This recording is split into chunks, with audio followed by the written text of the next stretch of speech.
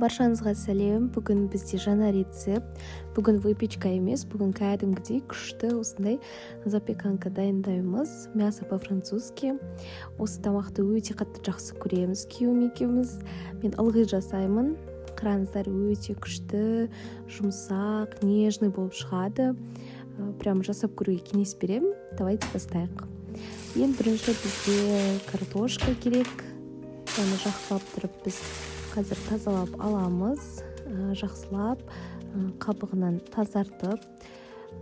Бұл жерде негізі мен 2 адамға ғана жасап жатырмын. Егер сіздерде үйде көбірек адам болатын болса, онда осы количестволарды 2-3 есе көбейтіп жасай бересіздер.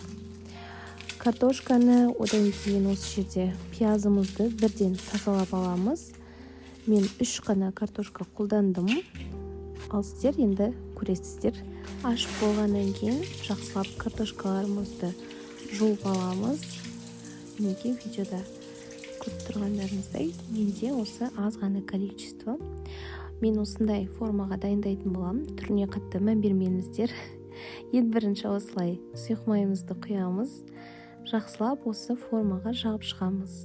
Қатты көп құймаңыздар, аз да болмасын. Одан кейін картошкаларымызды осылай дөңгелек етіп, жұқа қылып турап шығамыз. Қалың қылып та турауға болады, бірақ жұқа етіп турасаңыздар өздеріңізге ыңғайлы болады. Осылай дөңгелек етіп тураймыз. Мен ылғи өзім осы рецептпен жасаймын.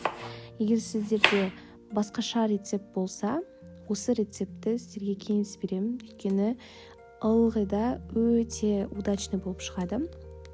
Менде мына жақта қалың туралған түрлері де бар. Осылай салып шығып жатырмын. Көріп тұрсаңыздар, жұқаларды 2 слой қылып қойып жатырмын. Қалындарды 1 слой қылып қойып жатырмын. Осылай барлығын қойып шыққаннан кейін үстіне жақсылап тұз себеміз. Одан кейін мен майонезді осылай кондитерский мешокқа салып алдым ыңғайлы болу үшін. Сіздерге қалай ыңғайлы, солай көресіздер. Осылай майонезімізді жағып шығамыз. Бұл бізде бірінші слой болады. Одан кейін жақсылап осыны картошкаларымызға жағып шығамыз. Барлығына бірдей асықпай жақсылап жағып шығыңыздар. Одан кейін бізде қазір екінші слой ретінде фарш болады. Өздеріңізге қандай фарш ұнайды, соны қолдансаңыздар болады. Куриный болса да, говяжий болса да бола береді. Мен мына жақта заранее фаршты шығарып, жібітіп қойған болатынмын. Осылай жұмсақ күйінде қазір үзіп осы екінші слой ретінде осы картошканы үстіне салатын боламын. Бұл жерде фарш ешқандай тұздалмаған, еш нәрсе жасалынбаған, жай ғана құр өзін шығардым. Осылай жақсылап тұрып, барлық бөлігін жауып шығамыз. Қалып қоймасын. Сонда өте күшті болып шығады. Бізде бұл французскийді негізі біз кәдімгі осылай торт сияқты қылып, слой-слоймен жинап шығамыз. Как запеканка сияқты да болады. Осылай жақсылап барлық жеріне фаршымызды орналастырып шығамыз. Фарштарыңыз майлы болса да болады, майлы болмаса да болады, өз еріктеріңіз. Одан кейін тағы да үстіне жақсылап тұз себеміз, өйткені жаңа айтқанымдай, бұл жерде фаршта тұзда ештеңе де жоқ. Жақсылап осы кезде себеміз барлығын. Мен одан кейін фаршқа бұрыш сепкенді жақсы көремін. Осылай кішкене бұрыш септім. Енді тағы да үстіне осылай майонезімізді жағып шығамыз. Жақсылап, асықпай, барлық жеріне жағасыздар. Одан кейін тағы да жағып шығамыз. Осы кезде кішкене капризный болады енді, жабысып, бірақ асықпай жағып шықсаңыздар нормально болады. Вот бізде екінші слой осылай дайын болады. Енді біз келесі бізге пиязымызды орналастыру керек. Ол үшін бірінші пиязды жұқалап, осылай жіңішке етіп турап аласыздар. Менде жарты ғана пияз, бір пияз өте көп болып кетеді. Сол себепті мен жартысын ғана қолдандым. Осылай жарты шеңбер қылып туралғандарды асықпай араларын ашып, барлық жеріне жеткізіп, осылай қойып шығамыз. Прям өте сочный болады.